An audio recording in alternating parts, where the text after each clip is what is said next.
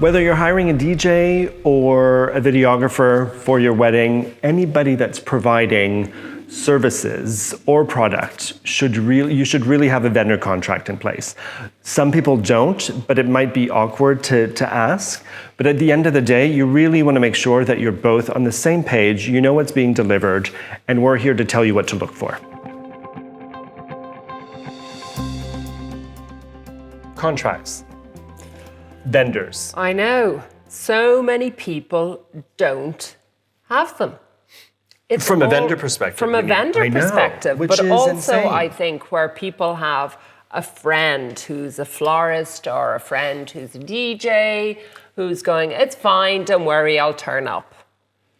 My heart stops when I hear somebody saying that. No, I've got a friend and they've agreed to do this. Well, then you're just accepting the fact that whatever happens, happens. Because you have no legal recourse to anything, and nor would you... Do you know, if you're happy with that, that's fine. If that's the style of wedding that you want, where you're going to live on your nerves, I'm sorry. But, you know, we've had it, where we've had people saying that the friend is going to be the celebrant. And, you know, has the friend put together a ceremony outline? Are they going to turn up? Are they going to do the rehearsal? Where are they going to stand? Where are the chairs going to be? What are they going to wear? What are they going to wear? Big one. Right. I have a big bee in my bonnet at the moment with photographers who are turning up in jeans and shirts to black tie weddings. Completely. Because it goes with their whole sort of style of photography. And I love their photography style. But you know what?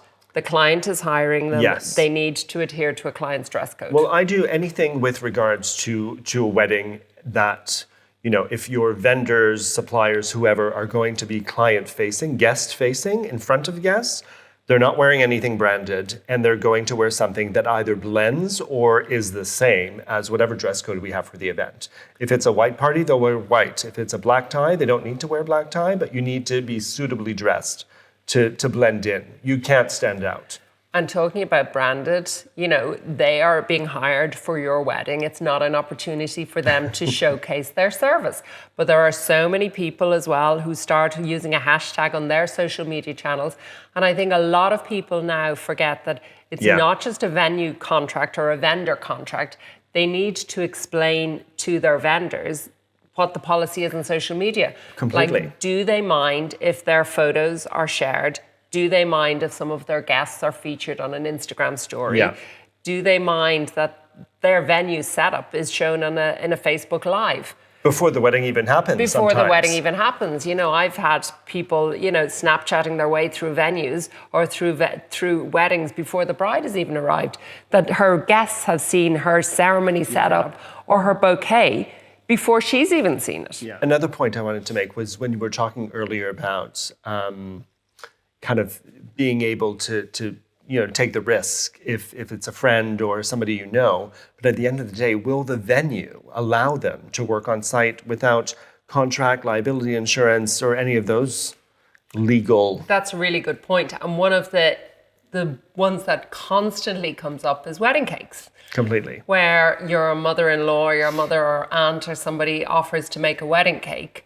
If they don't have proper paperwork or insurance to back it up, some venues just won't allow it. Yeah. And that's really important to get that out in advance. Or the venue will make you sign a certainly from food poisoning point of view or anything like that, they'll make you sign a waiver saying, we're not responsible if your guest, you know, becomes ill. This is true, but I think also as well that the value of having a contract is you understand when the vendor is going to be there. So if your hairdresser, for example, is to stay after the ceremony, take the veil off and fix your hair or redo it again, that is listed and you're not paying extra. So like if your hair and makeup is starting at 8 in the morning and your ceremony is at 2, are they staying for later?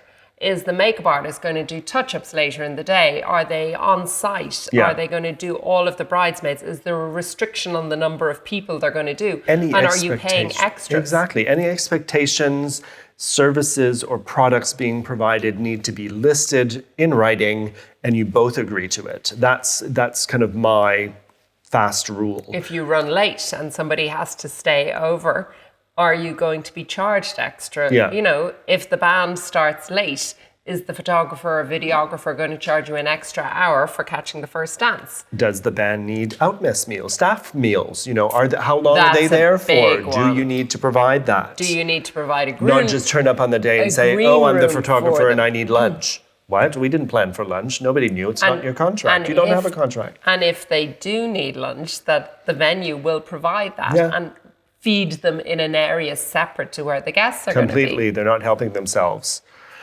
No, that's a big one as well. And also that they understand where they have to park, Yeah. that if they have a branded truck or something like that, that They're not a guest. They're not a guest. And vendors sometimes forget that they're not guests. Yeah. And unless you want them to be, unless they are a guest and they're a friend of yours, and that's where the lines are blurred. Yeah. And I think a lot of them provide, you know, they'll send you an invoice or they'll recap everything on an email. But an invoice on an email is not a legally binding contract. At the end of the day, if that person doesn't turn up, they don't turn up and you have no recourse. It's the same if you've got a friend who's doing your flowers. You know, unless you have it listed out exactly what they're providing, or if you're happy that they do whatever you want, Yeah, you can't be upset with them afterwards. completely. So I think, you know, So it's going- which is more important, your friendship or having your flowers or your photos right on the wedding day? So Exactly. maybe go to a professional. Because for the money that you're going to save for somebody giving it to you as a gift, maybe it's not going to be. It's your wedding day. It's your Yeah. one chance to do this. but understand the expectations and the limitations that you have with Absolutely. that. I think we could do a whole other chat on having friends involved in your wedding and offering might. their We services for might. free. I think it's a great one to do. If you're interested, let us know. Please do, yeah. So I think just then going back, what we're saying about vendor contracts is Have one. have one Number one. and list what is included on it, what your expectations are, It can what be their simple. expectations are in terms of payments, and if there are any if they have cancellation policies, if there's extra hours involved. Whether you need to pay for travel, whether you need to pay for, you know, have a green room for them or a staff room or a separate space, the number of hours they're contracted for, just those details that then do not leave any gray areas because you don't want to be dealing with your photographer leaving halfway through the meal. And a really good Because his time's good up. one to have is what's their backup plan. Completely. Yeah. It's your day, it's your money. Don't be embarrassed about asking questions and asking for a contract. Completely. I mean, wedding professionals are professional. They work in the wedding industry. Yeah. They are used to being asked Yeah. for contracts. If money's exchanging hands, you should have a contract. If it's a friend, family member, and such, have a written agreement.